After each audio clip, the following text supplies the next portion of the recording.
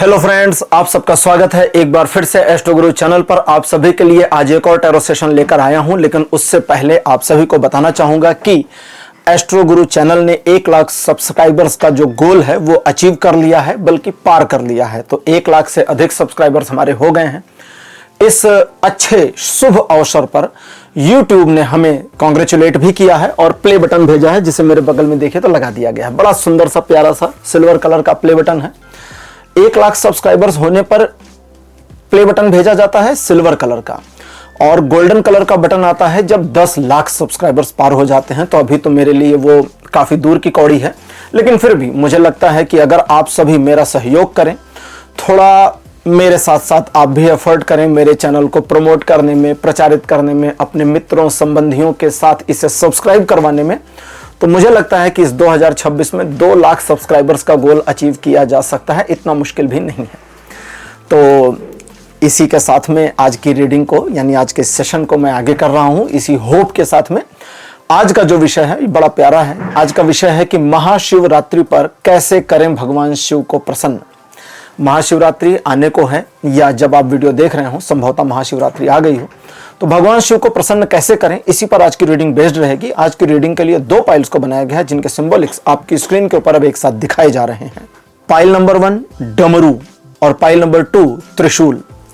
दोनों ही भगवान शिव के द्वारा प्रयोग में लाई जाने वाली वस्तुएं हैं, इसलिए दोनों को पाइल के सिंबॉलिक के रूप में लिया है। दोनों में से जो आपको अच्छा लगे, एक फीलिंग सा दे, उसे अपनी पाइल मानिए। अकॉर्डिंगली आज की रीडिंग को देखिए, ये आपके साथ रेजोनेट करेगी। हर बार की तरह इस बार भी टाइम स्टैम्प्स को डिस्क्रिप्शन और कमेंट सेक्शन दोनों जगह पोस्ट किया गया है, ताकि आपको सुविधा रहे। अपनी पाइल की रीडिंग पर डायरेक्ट पहुंचने के लिए टाइम स्टैम्प के ऊपर क्लिक कर दीजिए, वीडियो आगे चला जाएगा और आप डायरेक्ट अपनी पाइल की रीडिंग पर पहुंच जाएंगे। मुझसे आज जो लोग पहली बार जुड़े हैं, उनका एस्ट्रो गुरु चैनल पर मैं बहुत बहुत स्वागत करूंगा। आप सभी इस चैनल को सब्सक्राइब जरूर करिए, बेल आइकन भी प्रेस कर दीजिए, क्योंकि बेल आइकन प्रेस करते ही नए वीडियोस की नोटिफिकेशन आपके फोन पर आनी शुरू हो जाती हैं। और मेरे रेगुलर व्यूवर्स और सब्सक्राइबर्स, आप सभी के सहयोग और प्यार के लिए बहुत बहुत आभार।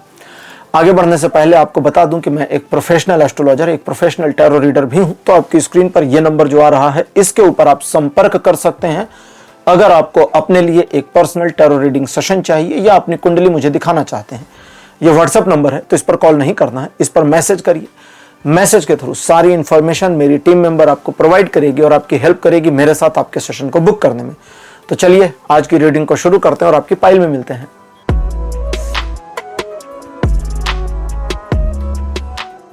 हेलो पाइल नंबर 1, आप सबका स्वागत है। आपकी रीडिंग में आपने डमरू को चुना था, मेरे बगल में डमरू की फोटो लगा दी गई है। आज की रीडिंग को शुरू करते हैं, लेकिन उससे पहले आप सभी से एक बात शेयर करना चाहता हूं। मुझे एक इंफॉर्मेशन दिखाई गई मेरे चैनल के एनालिटिक्स से, जिसमें ये शो आउट होता है कि मेरे चैनल पर जितने लोग मेरे वीडियो को देख रहे हैं, सिर्फ 40% लोग हैं जिन्होंने सब्सक्राइब किया है।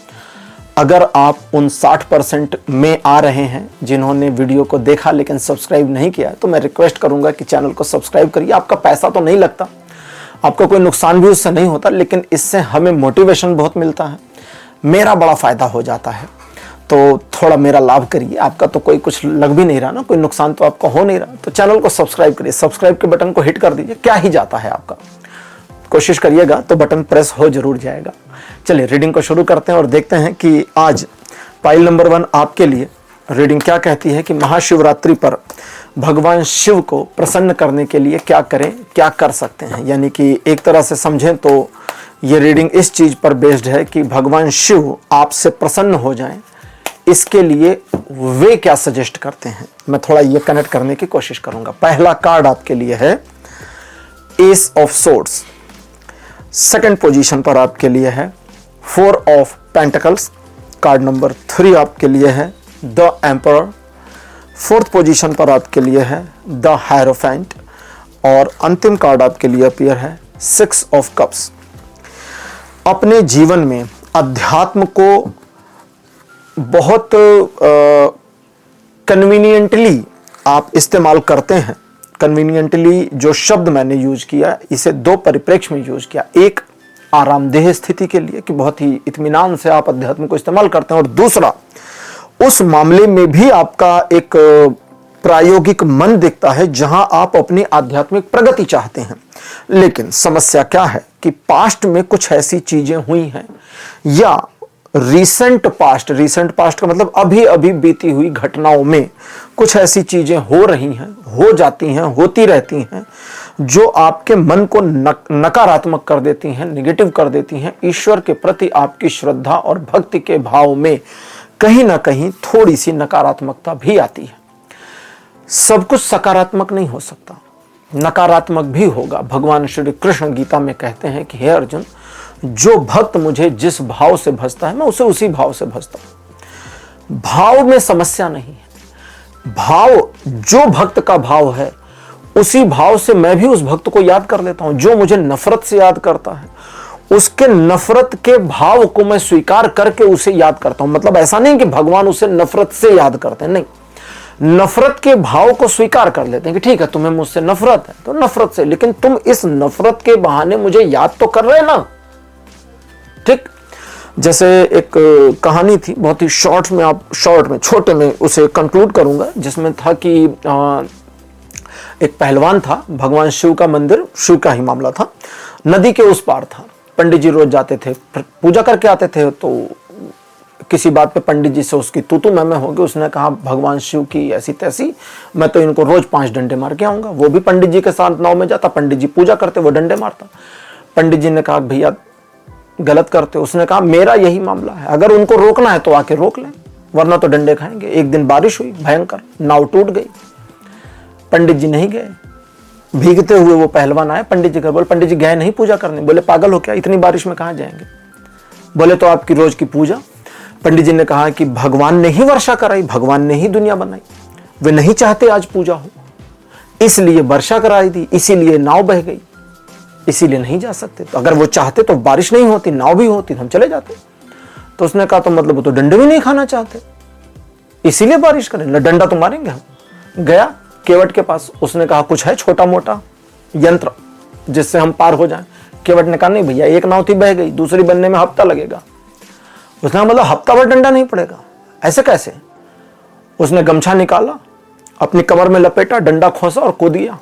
उफनती तेज धार वाली, तेज लहरों वाली नदी को पार किया, पहुंचा और जाके 5 डंडे मारे भगवान को। मूर्ति जागृत हो गई, शिव जी उठकर खड़े हो गए, बोले हम बहुत प्रसन्न हैं तुमसे, अति उत्तम, मांगो क्या मांगते हो।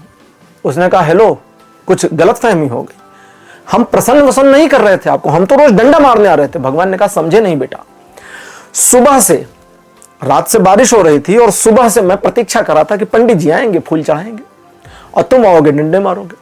पंडित जी तो दिखे नहीं, तुम आ गए, तो हम तो बड़े प्रसन्न हैं। कथा समझाती क्या है, समझाती है कि आप फूल मारो भगवान के ऊपर, फूल डालो भगवान के ऊपर, फूल फेंको भगवान के ऊपर, उन्हीं की सृष्टि का अंश है। डंडे मारो वो भी उन्हीं की सृष्टि का अंश है, कहीं और से तो आया नहीं, दूसरे यूनिवर्स से तो डंडा आया नहीं है, वहीं से है। दैट मीन्स कि ईश्वर को सिर्फ हमारा एक कंटिन्यूएशन चाहिए। हम उन्हें जिस भाव में भज रहे हैं, जिस भाव से याद कर रहे हैं, उस भाव में हमारी निरंतरता चाहिए, बस और कुछ नहीं चाहिए। भगवान श्री कृष्ण को मानने वाला एक संप्रदाय ऐसा भी है जो ये मानता है कि कृष्ण ही पुरुष हैं और कोई पुरुष इस जगत में हो ही नहीं सकता, बाकी सब स्त्रियां हैं। इसी वजह से जब भगवान शिव रासलीला देखना चाहते थे तो उन्हें गोपी का रूप धारण करना पड़ा, और आज भी उनका मंदिर है जिसे गोपेश्वर महादेव कहते, क्योंकि गोपी बन गए थे, क्योंकि उस मोमेंट में उनके सामने कोई पुरुष हो नहीं सकता। स्त्री का स्वरूप या स्त्रैण अगर स्वयं में नहीं आ गया तो वो रास मिस हो जाएगा, वो रास नहीं देख सकेंगे। तो यहां रीडिंग कहती है कि आपकी नकारात्मकता और सकारात्मकता में जो कंटिन्यूएशन का मामला मिस आउट होता है उसे ठीक करना है। अब यहां पर रीडिंग ये भी समझाना चाह रही है आपको कि भाई कुछ मोमेंट्स में आप निगेटिव हो गए, ठीक हो गए, कुछ मोमेंट्स में आप पॉजिटिव हो गए, वो भी ठीक है, लेकिन जब आप न्यूट्रल हो जाते हैं ना तब गड़बड़ हो जाती है।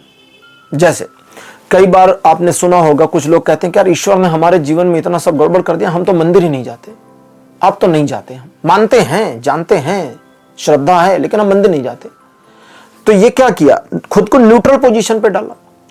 न्यूट्रल पोजीशन पर नहीं रहना है, या तो विरुद्ध हो जाइए या तो पक्ष में आ जाइए, या तो आस्तिक या तो नास्तिक, बीच में मत रहिए, आस्तिक नास्तिक के फेर में मत पड़िए। तो यहां पर आपके लिए है कि आप अपने आध्यात्मिक प्रगति को लेकर कभी कभी बड़े चिंतित हो जाते हैं, अधीर हो जाते हैं, स्वयं को बहुत अध्यात्म से जोड़ देते हैं और कभी कभी बिल्कुल विमुख हो जाते हैं।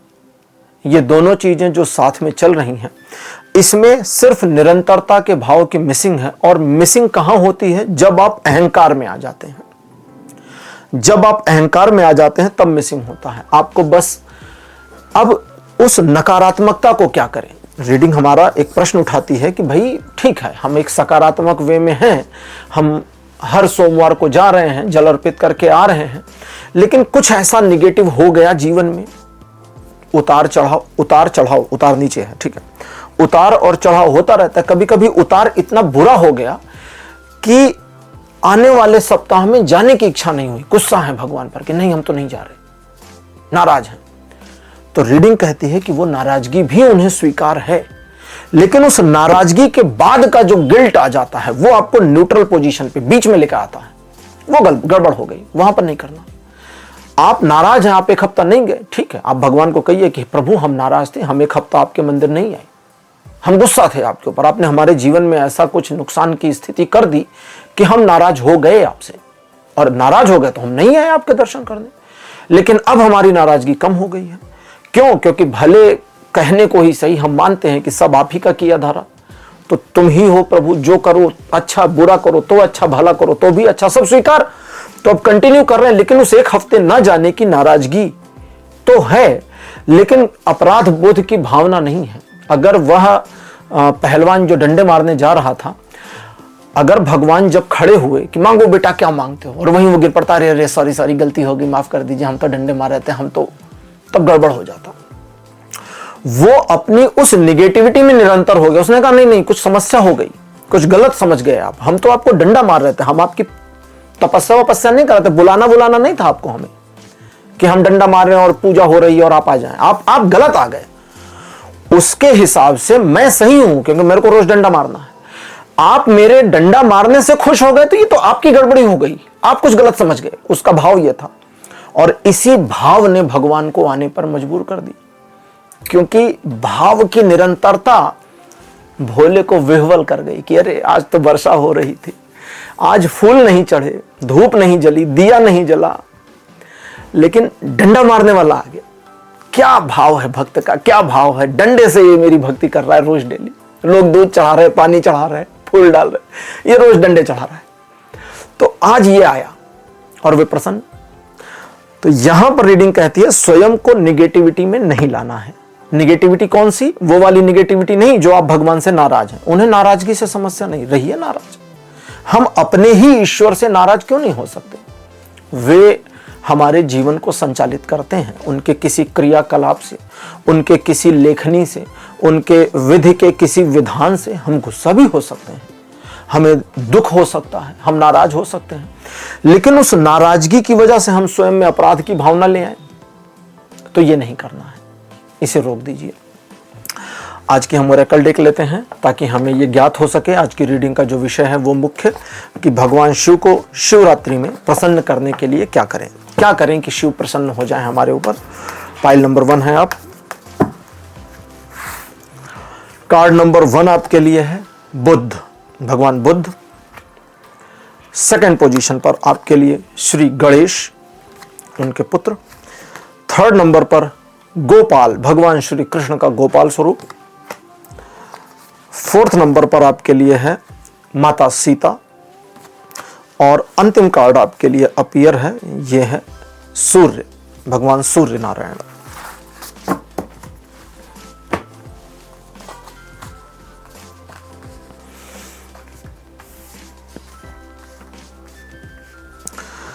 अब ओरेकल डेक जो हमें इंफॉर्मेशन देती है वो ये कहती है कि भाई आप इस शिवरात्रि अगर सचमुच भगवान शिव को प्रसन्न करना चाहते हैं तो हमारा मोटो क्या है? उन्हें प्रसन्न करना। किस हेतु से प्रसन्न करना है, किस कारण से प्रसन्न करना है? रीडिंग कहती है उसे छोड़ दो, तिरोहित कर दो, हटाओ ना। हर चीज में कारण क्यों ढूंढना, हर चीज में सौदेबाजी क्यों ढूंढनी कि अगर भगवान प्रसन्न हो तो हमें फलाना चीज चाहिए। ये तो सौदा हो गया ना कि भाई हम प्रसन्न करेंगे, हम फला फला उपक्रम करेंगे, आप खुश होकर के हमको फलाना चीज दे देना, हम 10 रुपया भेजेंगे, आप हमें टाफी भेज देना 10 रुपए की। हो गया ना। तो रीडिंग कहती है उसको हटा दो। पहले तो इस नकारात्मक भाव को, रीडिंग इसे नकारात्मक कहती इस नकारात्मक भाव को तिरोहित कर दो। स्वयं को बाल गोपाल श्री कृष्ण के गोपाल स्वरूप की तरह निर्मल कर दो, जिसमें भगवान श्री कृष्ण मुंह खोलते हैं तो ब्रह्मांड के दर्शन हो जाते हैं, मटकी फोड़ के भाग जाते हैं लोगों की, गोपियों की। लेकिन बुद्ध और गणेश यहां पर कहते हैं बुद्धिमत्ता का पालन करना है। अब करना क्या है उसे हम समझें। इस शिवरात्रि भगवान शिव के उस स्वरूप का, जो चंद्रशेखर स्वरूप है, उनका चंद्रशेखर स्वरूप, भगवान शिव कैलाश पर बैठे हैं, ध्यान की मुद्रा, आंखें बंद, तीसरा नेत्र भी बंद, माथे पर अर्धचंद्र है और गंगा निकल रही है, बस और कुछ नहीं, कोई नंदी नहीं, कोई और गण नहीं, कोई भी नहीं, सिर्फ एक भगवान शिव। उस एक स्वरूप का आंखें बंद कर कर सिर्फ ध्यान करना है। ध्यान क्यों करना है? रीडिंग कहती है बस ध्यान करो, ध्यान के लिए, इससे आगे मत जाओ, इससे पीछे मत रहो। उनका ध्यान करो तो ध्यान के लिए करो, इससे पीछे नहीं कि हम इससे कम में नहीं मानेंगे, इससे आगे नहीं कि हम सौदा नहीं कर रहे। ध्यान क्यों कर रहे? बस हम करना है, हम कर रहे हैं, बस हम कर रहे हैं। अगर ये ध्यान करते हैं तो शिव के समक्ष स्वयं की जो अपनी उपस्थिति है इसे महसूस कर पाएंगे। अब ये क्या है इसे समझें। जब भक्त भगवान की पूजा कर रहा या कर रही है तो भक्त अलग है और भगवान अलग है, दोनों एकाकार नहीं हो पाते, एक नहीं हो पाते। श्री कृष्ण जब रास लीला करते थे, जब रास होता था तो वे गोपियों के साथ नाचते थे। कथा कहती है गोपियों के साथ नाच रहे होते थे। प्रत्येक गोपी को यह आभास नहीं होता था कि कृष्ण एक हैं और मेरे साथ नहीं है। अगर 100 गोपियां हैं, 100 लड़कियां हैं नाचने वाली साथ में, तो 100 में से किसी एक को भी ऐसा नहीं लगता था कि कृष्ण मेरे संग नृत्य नहीं कर रहे। 100 के 100 को यही आभास होगा, यही फील आएगा कि ये मेरे साथ नृत्य कर रहे हैं। क्यों? क्योंकि वो नृत्य संपूर्णता में किया जा रहा है, संपूर्णता में। पूर्ण में से पूर्ण को निकाल दें और फिर भी पीछे पूर्ण बच जाए, ठीक है। कंप्लीट में से हम कंप्लीट को निकाल दें और पीछे कंप्लीट बच जाए, तभी जो जहां से हमने कंप्लीट बाहर निकाला वो कंप्लीट था। अगर हमने निकाल लिया और पीछे कम हो जाए तो वो तो पहले ही इनकम्प्लीट था। दुनिया का कितना भी बड़ा बैंक हो, किसी के पास कितनी भी जमा धनराशि हो, उसमें से मैं 1 रुपया निकाल लूं तो कम हो जाएगा, 1 रुपया कम हो जाएगा, हो जाएगा। सृष्टि ईश्वर ने जो बनाई है, पूरी सृष्टि का आविर्भाव उनकी ऊर्जा से हुआ, लेकिन क्या ईश्वर की एनर्जी या उनका जो ऑरा है वो खत्म हुआ? नहीं हुआ है। भगवान विष्णु का क्षीरोदक्षाई रूप, कई जगह गर्भोदक्षाई लिखा जाता है, या महाविष्णु, ऐसे समझें कि महाविष्णु के एक उच्छ्वास में असंख्य ब्रह्मांड प्रकट हो जाते हैं। उच्छ्वास मतलब जब वे सांस छोड़ते हैं, जब वे सांस बाहर निकालते हैं तो असंख्य ब्रह्मांड प्रकट होते हैं, और जब वे भीतर खींचते हैं तो असंख्य ब्रह्मांड समाप्त भी हो जाते हैं। वो टाइमलाइन बड़ी वाइड है, उस पर अभी चर्चा नहीं करूंगा कि उनका समय हमारे समय के अनुसार कैसा है, वो छोड़ देते हैं उसको। दैट मीन्स कि ईश्वर के द्वारा जो भी किया जा रहा है उसमें एक कंप्लीटनेस है, कहीं भी इनकम्प्लीटनेस नहीं है, ठीक है। कई बार लोग मुझसे भी बात करते हैं और कहते हैं हमारे जीवन में फलाना फलाना कमी है, और मैंने कई बार कई लोगों को कहा है कि बताइए आपको ईश्वर ने क्या कम दिया। भौतिक चीजों को छोड़ दीजिए, भौतिक चीजें मतलब जो जगत में है, हमारे पास एक मोटरसाइकिल नहीं है तो वो तो जगत की चीज है, ईश्वर का थोड़ी ही बनाया हुआ। ईश्वर ने जो निर्मित किया उसमें क्या कम दिया? तो कहते कुछ नहीं, सब तो ठीक है। तो बस वे उतना ही करेंगे, बाकी तो आपका अपना एफर्ट है। तो रीडिंग कहती है कि जब आप उनके उस चंद्रशेखर स्वरूप को फील करेंगे, आंखें बंद करके बैठिए 10, 15, 20 मिनट, 30 मिनट, मन लग जाए तो घंटे भर बैठ जाइए, लेकिन ना पीछे आइए ना आगे जाइए, एक पोजीशन पर स्थिर हो जाइए। पोजीशन कौन सी? चंद्रशेखर स्वरूप मेरे आंखों के सामने है और हम उसे निहार रहे हैं, बस बात खत्म। और कुछ नहीं चाहिए कि हे भगवान अब तो चंद्रशेखर स्वरूप मुझे फील होने लगा, मोक्ष मिल जाए। काहे को चाहिए मोक्ष? किस मूर्ख को चाहिए? आदि शंकराचार्य ने एक जहां कहा था कि हरि के चरणों में बैठकर भजन गाने को मिले, फिर मोक्ष किस बेवकूफ को चाहिए, फिर मोक्ष में क्या क्या करना, मुझे नहीं चाहिए मोक्ष। ठीक। अब कहते हैं कि एक फीलिंग ऐसी आएगी कि आप और वो लयबद्ध हो गए, जहां पर जब आप उन्हें आंखें बंद करके देखेंगे, मैं देखेंगे शब्द इस्तेमाल कर रहा हूं, वो अपने आप से छवि आपके आंखों के सामने आकार या लय लेना शुरू कर देगी।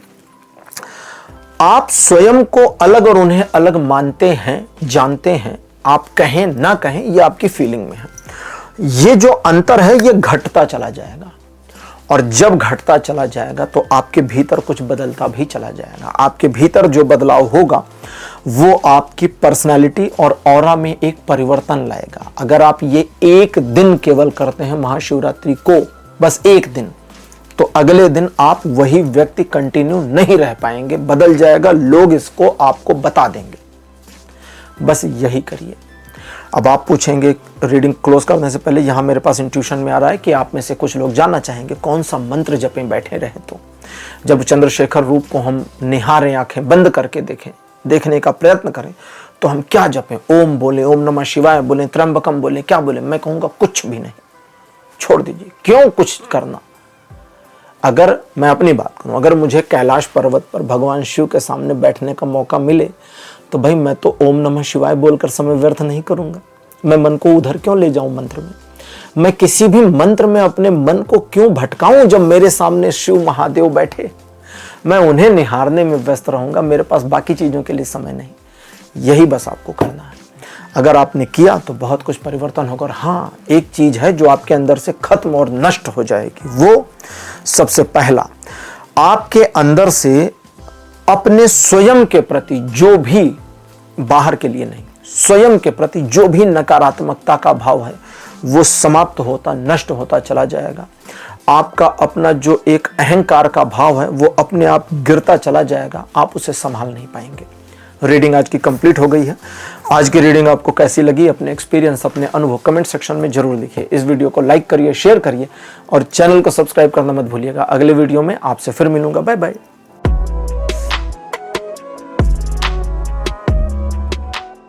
हेलो पाइल नंबर 2, आप सबका स्वागत है। आपकी रीडिंग में आपने त्रिशूल को चुना था, मेरे बगल में त्रिशूल की फोटो लगा दी गई है। रीडिंग शुरू करने से पहले आपसे एक बात कहना चाहूंगा कि मुझे एक एनालिटिक्स दिखाया गया जिसमें ये मालूम पड़ता है कि चैनल को मेरे देखने वाले 40% लोग ही सब्सक्राइब किए हुए हैं, और बहुत सारे लोग ऐसे हैं जो मेरे साथ जुड़ तो रहे हैं लेकिन सब्सक्राइब नहीं किया है उन्होंने। तो अगर आप चैनल पर हैं, मेरे साथ जुड़ रहे हैं, मेरे वीडियोस आपको अच्छे लग रहे हैं, रीडिंग मेरी पसंद आ रही है, तो सब्सक्राइब भी कर लीजिए। उसमें पैसा थोड़ी लगता है आपका, लेकिन इसका मुझे पर्सनली बहुत बेनिफिट मिल जाता है। तो रिक्वेस्ट है, इसे मानिए, चैनल को सब्सक्राइब जरूर करिए। चलिए रीडिंग को शुरू करते हैं और देखते हैं पाइल नंबर 2 कि भगवान शिव को शिवरात्रि पर प्रसन्न करने के लिए क्या कर सकते हैं। कार्ड नंबर 1 आपके लिए है द लवर्स। सेकंड पोजीशन पर आपके लिए है द मून। थर्ड नंबर पर 8 ऑफ वॉन्ड्स। फोर्थ पोजीशन पर है 2 ऑफ पेंटिकल्स। और अंतिम कार्ड आपके लिए अपीयर हुआ है 9 ऑफ सोर्ड। तो रीडिंग बताती है कि आप अपने मन के भावों को लेकर के काफी उठापटक और परेशानी को फेस आउट कर रहे हैं। आर्थिक रूप से किसी मामले को मैनेज करने के किए गए प्रयासों में सफलता और असफलता दोनों के बीच झूल रहे हैं, डामाडोल हो रहे हैं। सिचुएशन में की गई जल्दबाजी या जल्दबाजी में किए गए निर्णय का नुकसान भी उठाना पड़ रहा है। वर्तमान स्थिति आपके जीवन की जो है उसके अलावा आध्यात्मिक मामलों में आपने बहुत पास्ट में, बहुत पहले काफ़ी कुछ प्लानिंग करी थी, थोड़े मोड़े प्रैक्टिसेस भी आपने किए थे, प्रयास भी किए थे। आप कई मामलों में कुछ अपने आध्यात्मिक उन्नति की, मेरी आध्यात्मिक उन्नति किस प्रकार हो सकती है, मुझे किस तरह अभ्यास या किस तरह से कंटिन्यू करना चाहिए, इन सब चीज़ों की जानकारी आपने काफ़ी अच्छे से करी थी, लेकिन उसके बाद आपने कंटिन्यू खुद को नहीं किया। वो कंटिन्यू ना करना कहीं ना कहीं आपको परेशान भी करता है। आप बार बार अपने आप में सोचते हैं, विचार करते हैं और मैं वापस कंटिन्यू करूं, मैं अपने आध्यात्मिक प्रगति करूं, मुझे अपनी अध्यात्म को एक दिशा की ओर ले जाना है, उनके साथ कनेक्टिविटी बनानी है वाली मेंटेलिटी के बावजूद आप कहेंगे टाइम नहीं बच रहा, चीज़ें ठीक नहीं चल रही, मैंने आज भूल गए, कल से शुरू करेंगे, दुनिया भर के एक्सक्यूजेस आ रहे हैं और कई बार आप स्वयं में एक गिल्ट, एक अपराध की भावना फील कर जाते हैं। वर्तमान स्थिति आपके जीवन की जो है उसमें आप न सिर्फ अपने पास्ट से परेशान हो रहे हैं बल्कि वर्तमान को मैनेज करने को लेकर के भी एक खासी अच्छी परेशानी को महसूस कर रहे हैं, देख रहे हैं। इस वर्तमान स्थिति में सबसे पहला काम आपको यह करना है कि पुरानी बातों को छोड़ दीजिए, भूल जाइए। ठीक है, जो हो गया सो हो गया, लेकिन अब वर्तमान के साथ जुड़िए और वर्तमान में अपनी भौतिक और आध्यात्मिक दोनों प्रगति पर ध्यान दीजिए। आपका फोकस दोनों, जैसे अगर हम कहना कि भाई दो सिचुएशंस को मैनेज करना है, एक आध्यात्मिक एक भौतिक, तो आपका जो दोनों एंगल है वो दोनों भौतिक प्रगति की ओर मुड़ गया है, आध्यात्मिक प्रगति छूट रही है, उसमें खाना पूरी हो रही है, आप चीजों को समझते हैं, जानते हैं, कर नहीं पा रहे। तो इसलिए सबसे पहले आप अपने आप में एक संकल्प की भावना को लेकर आए, संकल्प की शक्ति। अपने आप को संकल्प की शक्ति में यदि नहीं लेकर आते हैं तो फिर आप जैसे हर बार करते हैं, आपने बीच में शुरू किया था, थोड़े समय चलाया, 2 दिन 4 दिन हफ्ते 10 दिन और फिर चीजें छूट गई, रह गई, वो वापस से हो जाएगा। इसलिए स्वयं को जरा सा मैनेज करने पर ध्यान देना है। आज के ओरेकल डेक लेते हैं और एडिशनली देखते हैं कि आपको आध्यात्मिक प्रगति के लिए क्या करना है, साथ साथ में महाशिवरात्रि पर भगवान शिव को प्रसन्न करने के लिए क्या करना है, इसको हम देखते हैं। कार्ड नंबर 1 आपके लिए अपीयर है कल की। इस वाली टैरो डेक में कल की अवतार का एक कार्ड दिया गया है। सेकंड नंबर पर आपके लिए है नरसिंह देव। कार्ड नंबर 3 आपके लिए है नंदी, भगवान शिव के सबसे प्रिय वाहन है, गण है। मोहिनी मूर्ति, भगवान विष्णु का मोहिनी मूर्ति स्वरूप, जिसने भगवान शिव को भी थोड़ा परेशान किया था। और अंतिम कार्ड आपके लिए अपीयर हुआ है सूर्य, भगवान श्री सूर्य नारायण। चलिए रीडिंग को शुरू करते हैं।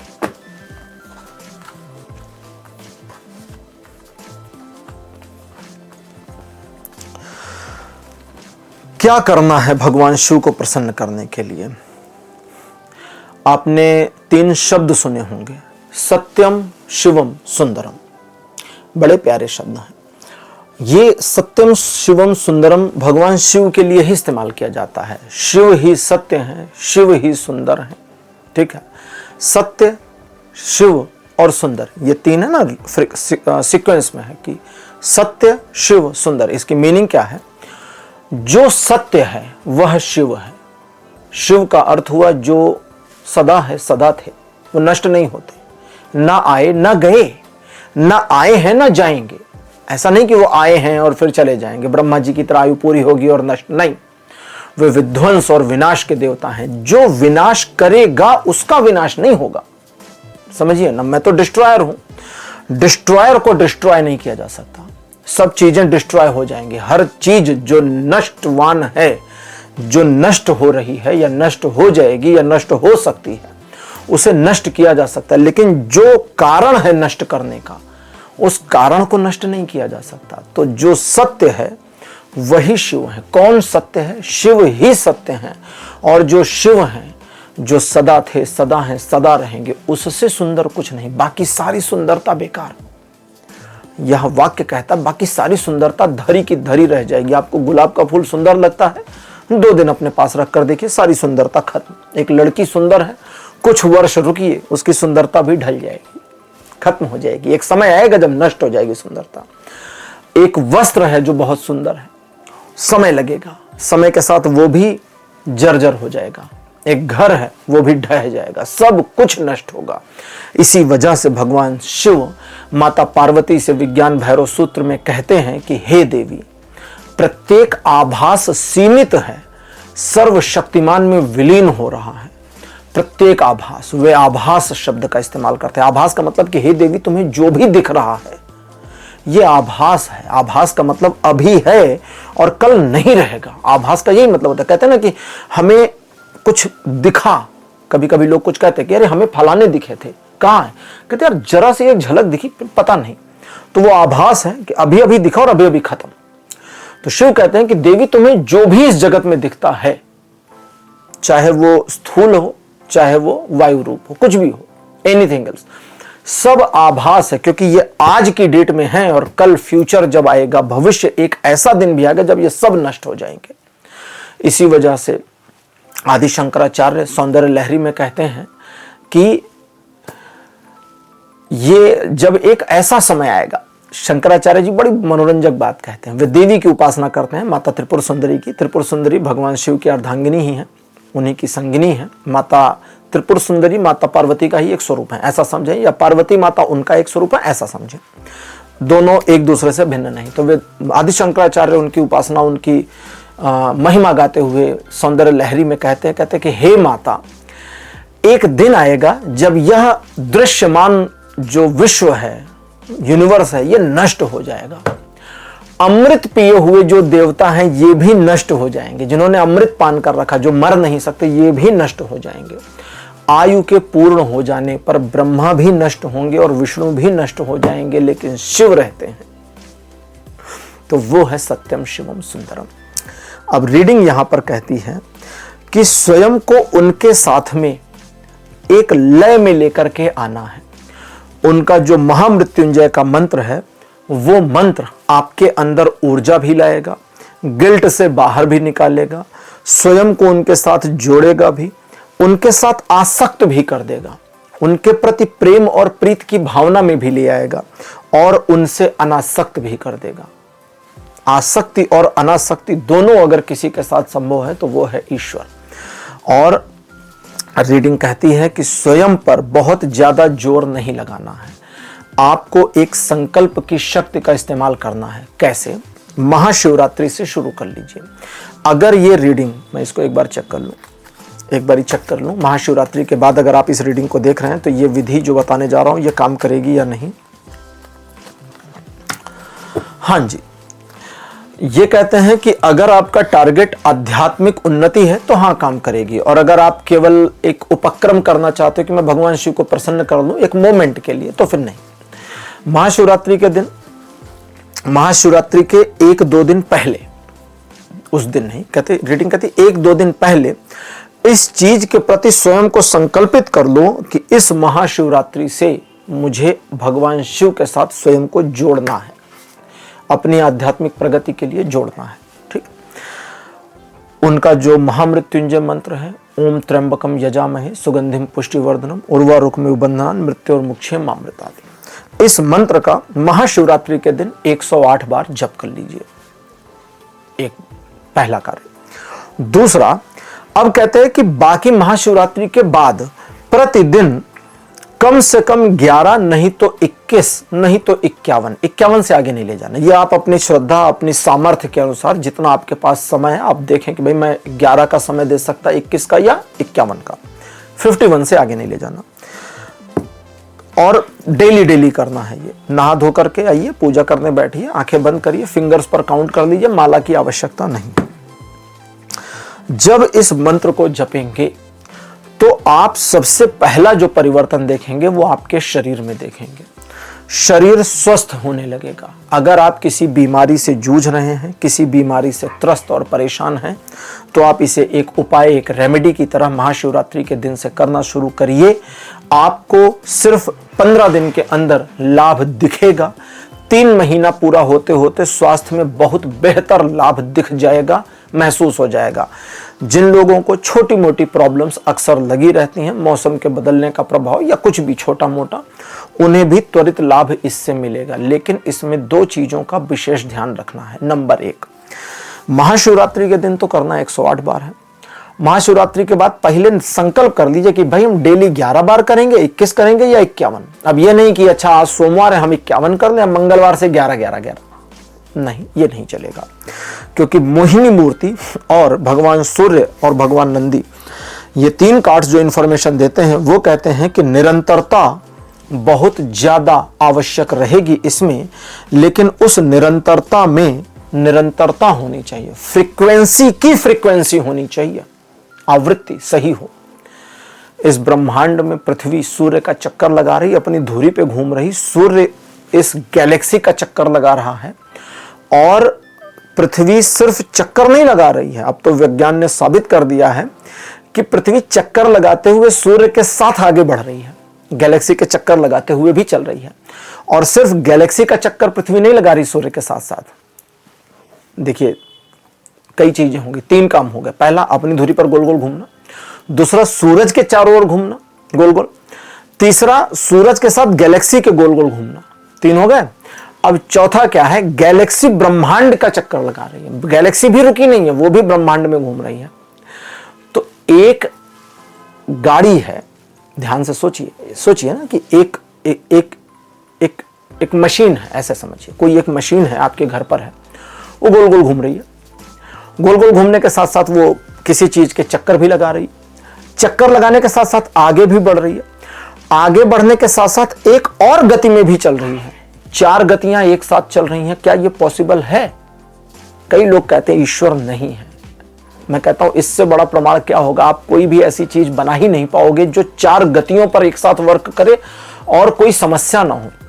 ऐसा थोड़ी कि सारे ग्रह या नक्षत्र या सब एक दूसरे से टकराना है, ऐसा नहीं होता है। तो रीडिंग कहती है कि फ्रीक्वेंसी बनानी है, क्योंकि उस फ्रीक्वेंसी का जो लाभ है वही आवृत्ति आपको बेनिफिट्स देना शुरू करेगी। तो संकल्प करना है। आपने अगर संकल्प किया 11 तो फिर 11, 21 तो 21, 51 तो 51, फिर उसमें अगर मगर नहीं करना है। बीमार हैं किसी वजह से, कोई ऐसी बीमारी हो गई, रीडिंग कहती है कोई ऐसी बीमारी हो गई, ज्वर हो गया, ताप हो गया कि नहीं नहा सकते, तो स्नान मत करिए। लेकिन ये जो जप आपका है ये कंटिन्यू रहेगा, इसे रोकना नहीं है। मन में इसे चला दीजिए 21 बार या 11 बार या 51 बार डेली चला दीजिए। महाशिवरात्रि के दिन भगवान शिव का जो स्वरूप है, जिसे हम कहते हैं ना कि ब्रह्मा विष्णु महेश, तो ब्रह्मा कौन है? जो क्रिएटर है। विष्णु कौन है? जो पालक है, संहारक है। शिव संहार के देवता, संहार के देवता के स्वरूप में उनकी छवि की कल्पना करके इसको करना है। महामृत्युंजय का मंत्र है। भगवान शिव का रूप जो हमें बताया गया है वो 2 बताया गया है, एक सौम्य और एक भयंकर रूप। भगवान शिव माता पार्वती को जब उनसे विवाह करना चाह रही थी, तपस्या में थी, तो कहते कि मेरा तो रूप बहुत भयंकर है, मेरे से कहाँ विवाह करना चाहती हो देवी? मैं तो वस्त्रहीन, कर्महीन, कोई काम भी नहीं मेरे पास, क्योंकि विध्वंस जब करना आएगा तो विध्वंस करेंगे, अभी तो कोई काम है नहीं हमारे पास। वो तो क्रिएट कर रहे हैं, वो पाल रहे हैं, हम क्या करें? जब नष्ट करना होगा तब करेंगे। तो हम तो कर्महीन भी हैं, वस्त्रहीन भी हैं। और देखो, शमशान की राख लपेटे अपने शरीर पर बैठे, बालों में जटाएं पड़ गई। हम तो बाल भी नहीं सुलझाते कि संवार लें, सुंदर बना लें, जटा पड़ गई है। जटा का मतलब जो एक दूसरे से जुट गए हैं, जट हो गए हैं, अब वो सुलझ नहीं पाएंगे। तो वो देखने में अगर किसी के बाल जटा वाले हो जाएं, खैर हम चूंकि सनातनी हैं, हमें तो शिव की जटा भी सुंदर लगती है, लेकिन जटाएं सुंदर नहीं होती हैं, ठीक है।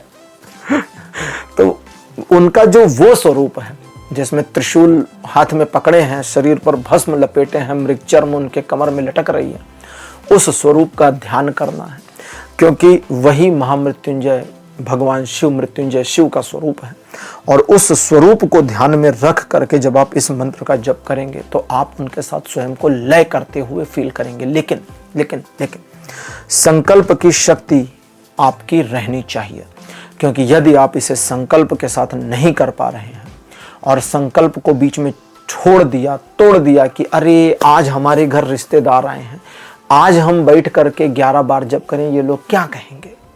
जो कहे कहने दो, जो सोचे सोचने दो, तुम अपना काम करो। किसी भी मामले में अपने आप को गिराना नहीं है कि अगर हम सुबह कर रहे हैं तो फिर अब शाम को कैसे कर सकते हैं। शाम का आवृत्ति कर लीजिए ना कि भाई शाम को रोज हम घर पे आएंगे। आप रिश्तेदार के घर पहुंचे, आप अपना शाम का बज गया मेरा 8, मेरे मंत्र जप का समय है, हमें 10 मिनट का समय दीजिए, अलग हट जाइए, मत जाइए उनके पूजा घर में, अलग हट जाइए, आंखें बंद करिए, मेरा ध्यान का समय हो गया, ध्यान की मुद्रा में बैठ जाइए, मंत्र का जप कर लीजिए, बात खत्म। एक फ्रीक्वेंसी बना लीजिए, कहीं इसको जोड़िए और अपने से जोड़िए और अपने को रिस्ट्रिक्ट करिए, क्योंकि अगर आपने स्वयं को रिस्ट्रिक्ट कर दिया तो बहुत कुछ बदलेगा, बहुत परिवर्तन हो जाएगा जो आपके जीवन को एक नई दिशा दे देगा। इस शिवरात्रि भगवान शिव का महामृत्युंजय 108 बार आप जप करते हैं तो इसका लाभ आपको सिर्फ ये होगा, अगर केवल एक दिन करते हैं तो उसका लाभ ये होगा कि भगवान शिव आपसे प्रसन्न हो जाएंगे, और वे क्या देते हैं वो मुझे नहीं पता, ये वे जाने, आप जाने, उनकी मर्जी है। आज की रीडिंग पाइल नंबर 2 यहीं कंप्लीट हो रही है। आज की रीडिंग पर आपको कैसा लगा, अपने एक्सपीरियंस, अपने अनुभव कमेंट सेक्शन में जरूर लिखिएगा। इस वीडियो को लाइक जरूर करिए और सब्सक्राइब जरूर करिए। आप लोगों में से बहुत सारे हैं जो सब्सक्राइब नहीं करते, उनसे रिक्वेस्ट है मेरी, धमकी वमकी नहीं दे रहा हूँ, रिक्वेस्ट है मेरी, प्रार्थना है कि सब्सक्राइब जरूर करिए चैनल को। तो अगले वीडियो में आपसे फिर मिलूंगा। Bye bye.